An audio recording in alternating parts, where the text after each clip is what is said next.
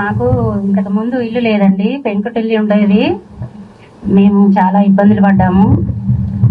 ఇప్పుడు ఇందిరమ్మ పథకం ఇల్లు వచ్చింది కాబట్టి మేము ఇల్లు కట్టుకోగలిగాము. మాకు కూడా ఒక ఇల్లు ఉంది అని చెప్పుకోవడానికి గర్వపడుతున్నాము.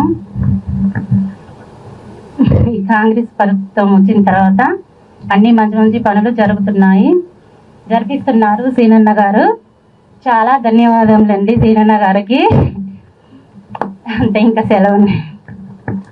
థ్యాంక్ యూ అబ్బా నీలమ్మ గారు. ఇక్కడ ఎంతమంది పిల్లలక్క? పిల్లలు ఎంతమంది? 4 పిల్లలు మాకు. నేను మా వారికి నేను 2వ భార్యని. ఏం చదువుతున్నారా?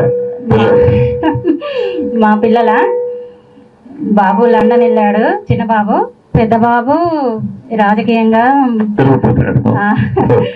Chanakya strategy channel నడుపుతుంటారు.